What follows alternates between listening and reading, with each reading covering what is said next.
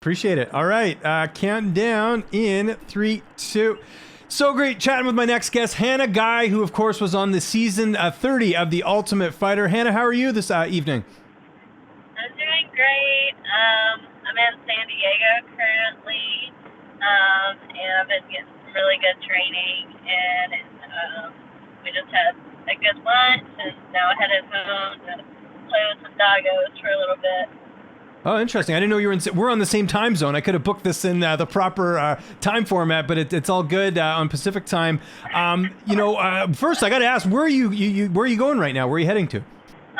Well, I'm with Maddie right Oh, hey, now. how's it going? Our friend Maddie. And then we're headed to Juliana Miller's house, who I did the Ultimate Fighter, the past season with. So, Very cool. yeah, we're going to her house right now. But yeah, we're in San Diego. We just trained at 10th Planet in San Diego. That's awesome. Before we talk all things The Ultimate Fighter Season 30, I want to go all the way back because we haven't spoken since you were with Bellator. What happened with that promotion? Because you got that big win over Valerie Loretta, and then you haven't fought for them since then. What happened with Bellator? I honestly don't know much. Obviously had a great, dominant win over her, and, I feel like, I grabbed a lot of media attention from that, and, just because she was big on Instagram, so, my following literally jumped. But, that was such a great experience, and I said nothing but good things about Bellator. So I'm not really sure what happened,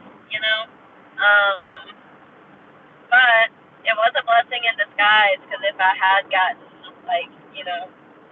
some kind of deal, I would still be under contract by the time the Ultimate Fighter came around. So That's right, everything yeah. happens for a reason, and I'm not sure why that happened, but honestly, it doesn't really matter. And it definitely doesn't matter now, being able to take in the opportunity to do that. Yeah, and I mean, it all worked out. I mean, we're looking back now. I don't think you could have scripted this, better. Other than obviously the show may be going a bit better the way you would have wanted it. But looking back on Bellator, were you surprised that they didn't take advantage of that? Because I remember when Zach Freeman beat Aaron Pico, they booked him fairly soon after. Were you surprised they didn't try and carry that momentum you had from beating Valerie? Yeah, I was very surprised, honestly, but I still had a lot to learn. I still needed to grow as a fighter. So, at the end of the day, that was kind of my same reaction to, losing my fight on Ultimate Fighter. I still have a lot to grow, and I've only been training 5.5 years, so I feel like obviously, there's another part of me that's I could be doing so much more, but, life happens and stuff, so, but, it's only been 5.5 years, almost 6, so, I still have a lot of learning to do. I have more experience to gain. I haven't had that many fights, so, that's just kind of the way I'm looking at it, and that's the way I looked at it, kind of when that deal didn't come up with Bellator. No, that's a great perspective. Just last thing on Bellator, I'm sure you heard the news last week that Valerie signed with WWE. What was your reaction to that? She's, I think, the first Cuban-born American to get signed by them. Wow, yeah, I didn't know that, but yeah, I don't have anything against her. I thought she was, super nice, and she didn't do anything to me, so I was like, do your thing, girl. Yeah. I was surprised, but, I know some people turn to that when, they, I don't know, are having trouble growing in MMA sometimes, but, I don't know. Yeah. Well, not you, though. You've been doing all types of combat sports. I also saw you did a bare knuckle fight before the Ultimate Fighter as well. How was that experience doing bare knuckle? That was pretty crazy. Yeah, it was so much fun. I don't know that I would do it again, but it was really crazy. It was probably the most raw type of fighting I've ever had. Just a bare knuckle hitting your face is just way different. Right. So I think it helped me grow a lot mentally. Putting some gloves on, like a lot of people are scared of the MMA gloves, but if you've been hit bare knuckle and you're fine, like you feel a lot more confident. Not only mentally, but I think I took it on short notice, 10-day notice, and I was already working hard with Alan Belcher on my boxing, and we were already working at like training all the time, all day long. And then 10-day notice, and we like locked in. So it just made me grow for sure. And even though I still have a lot more to get better with as far as that goes, and with every part of my game, of course, it did help me grow a lot. Okay, let's finally talk about TUF 30. Obviously, a pretty cool show. Getting to do the show there with the coaches Nunez and Pena. But how did that come together with you even getting on the show? How did that opportunity come about? Yeah, so my manager Matt Weibel, he just messaged me and said, I think it was sometime in November, like, do you want to be on the Ultimate Fighter? And I was like, duh. Yeah. And even though I had like feelings of doubt and the normal like insecurities you would have about doing something like that, with the little experience that I have, I was just like, might as well, it's a once in a lifetime thing. Like, even if I go in there and lose, which happens unfortunately, I was still on the show. And not many people can say they were, on Ultimate Fighter, and just the experience of it was so crazy. So, I bet. Just living in a house with 15 people that you don't know, no types of things to distract you. You can bring like book material to read, you can watch TV, you can have a phone. And a lot of people would be freaking out about a lot of the things, not having it for 6 weeks. So, that was crazy. And then, half of those people you might be fighting. So it's a very weird pressure cooker type thing. But yeah, it was so much fun. Like, just the experience of that was like a huge takeaway. Yeah, I was gonna say, because I think our last interview that we did, you were in like a camper or something. So I imagine like you're not someone that needs to be like occupied by things all the time. It seems like you're someone that would have done well in that experience. What you said it was a good experience for you. Why was it a good experience for you? Just having the no distractions. I mean, like you said, I am pretty focused, but not having the distractions of like that, and honestly, like, no outside influences. Like, we couldn't talk to anybody.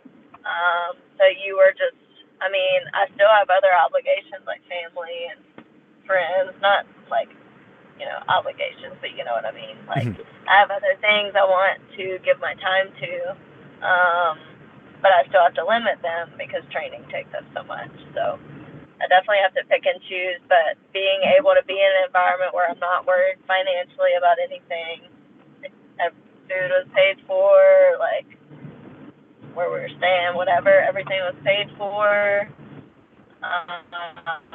You don't have financial stress. You don't even have your wallet. And, nothing to distract you.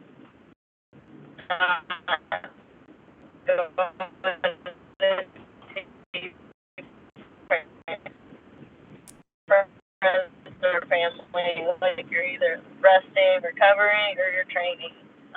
So just have a little. Let's talk about your fight with Brogan Walker. I know not the result you wanted. What did you take away the most from that performance? I need to grow more. I had to be in that fight, so I was very grateful for all the adversity that I, faced in that fight. Just because, it doesn't go on my record, and I mean, it really was like practice, So, obviously I would have wanted to do better since it was on national television, but, facing all that adversity that I did, just made me realize, even more the things I need to focus on. I know a lot of the things I need to focus on, but even positions I hadn't experienced, someone being able to dominate a little more than me, and having all that to really look at, and especially the quality. You can it's a great fight to rewatch, So, yeah, stuff like that. Yeah, but Brogan was good. She did what she needed to. I didn't take a lot of damage. Things I hadn't really experienced with someone who really knew how to make it look good to the judges. Because there was a few positions, she was controlling, and I understood that didn't look good, but I was also not being hurt, so I was being more patient than I should have, probably more jiu-jitsu-y. And so, that would be more flowing and not exploding as much. But in MMA, sometimes you gotta do that. So it just made me realize things like that, and hopefully I can get a lot more experience in the next few months to a year, and just really fight as much as possible, and get that experience that I need, and of course keep training and getting better every day like I always do. So. Okay. What's next after this? I know there's, obviously there's stuff I know you can't say, but what's the plan right now? What can you tell me right now as far as what's next for you? I do have high rollers coming up on the night. Not as much MMA, that's just jiu-jitsu for the people listening who don't know. But it's just a big jiu-jitsu event, and it's, that type of pressure where I'm competing in front of people, so that's always great for my mindset, just to be able to do that a lot, just put myself in those pressure situations a lot. So yeah, that's going to be a lot of fun, and then we are looking at a couple of MMA things, hopefully in the next couple months, so just figuring out what I can do, when I can do it because of the show, so figuring out that, but nothing set as far as MMA goes yet. Well, let me ask you this, though. Because of everything you've gone through, Bellator, Bare Knuckle, now The Ultimate Fighter, do you feel like you're getting more notoriety now? People know more about you because of all the things you've done? I don't know any fighters that have done all three of those things. That's pretty unique. Yeah, possibly. I mean, I feel like a lot of people watch the show, and honestly, the other day I had 8,000 followers on Instagram, and now I'm at 10,000 already, just from my episode here. So, I mean, that's pretty crazy, and even though I don't really care about social media, it does help you as a fighter, and if I do want to help people and, get good fights, and then also, do things I want to do in life, help others and reach others, I gotta have a big following to do that, so, and focusing on that as well, but, yeah, I feel definitely doing all the different, I'm hitting a lot of different crowds of people that like different things. I want to get even more involved in jiu-jitsu if I can, especially before signing with the UFC in the future. So hopefully I can do some of that as well. So yeah, I want to do it all. It's so much fun. I love combat sports and martial arts. So I just love it. Everything about it. And you got the interviews down pat too, Hannah. Thanks so much for doing this. It was great catching up with you, and excited to see what the future holds. If there's anyone you want to thank before we get out of here, any sponsors, any social media, I'll give you the last word. Yeah, so you guys can follow me on Hannah Guy MMA pretty much anywhere. Instagram is where I'm most active. And then my sponsor is Hex.com. They're a cryptocurrency. Works more like a CD where it, you gain interest the longer you have it, as well as, when that goes up, you have that value going up. So Hex has been awesome for me as far as that goes, just helping me become a full-time fighter, so I don't have to worry about financial stress. Um, and financially blessed, they help me keep all my finances in check. So they're a financial life coach. So, but yeah, both of those are great. I'm under first round management, and yeah, I've been working with Alan Belcher a lot and ATT down on the coast. But on this trip, I've been mainly at TUF Planet San Diego, and they've been super awesome. So wanted to give all them a shout out.